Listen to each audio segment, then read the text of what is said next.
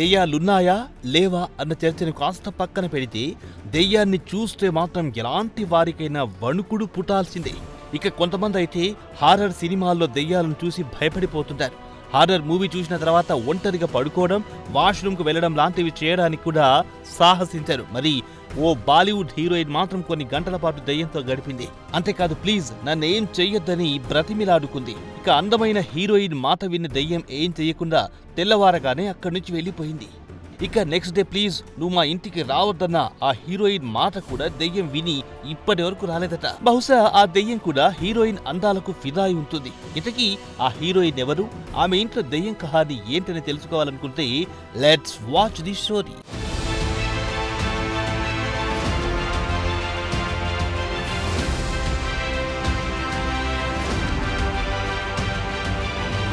ఆ హీరోయిన్ ఎవరో కాదు, ప్రముఖ బాలీవుడ్ స్టార్ సోనాక్షి సిన్హా. ఆమె తన సొంతింట్లోనే ఒక భయానక అనుభవం ఎదురైందంట. ఆ విషయాన్ని స్వయంగా ఆమె మీడియా ముందు పెట్టింది. ముందు తాను దెయ్యాలంటే అస్సలు నమ్మేది కాదంట. ఎవరైనా దెయ్యాల గురించి మాట్లాడినా నవ్వి లైట్ తీసుకునేదంట. తన ఫ్రెండ్స్ దెయ్యాల గురించి మాట్లాడినా అదంతా ఫేక్ అని చెప్పేదంట. కానీ ఓ రోజు తన ఇంట్లో తనకెదురైన అనుభవంతో అంతా మర్చిపోయిందని చెప్పింది సోనాక్షి సిన్హా.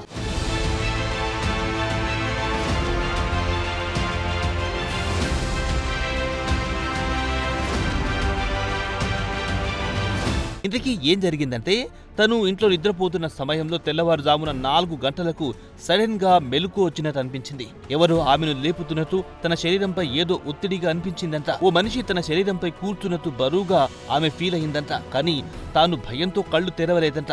కదలకుండా అలాగే పడుకొని ఉందంట. ఉదయం వరకు అలాగే ఉండిపోయిందంట. ఇక వెలుతురు తన మీద పడ్డ తర్వాత తనలో కదలిక వచ్చిందని సోనాక్షి సిన్హా దెయ్యంతో తనకెదురైన అనుభవాన్ని అందరి ముందు పెట్టింది.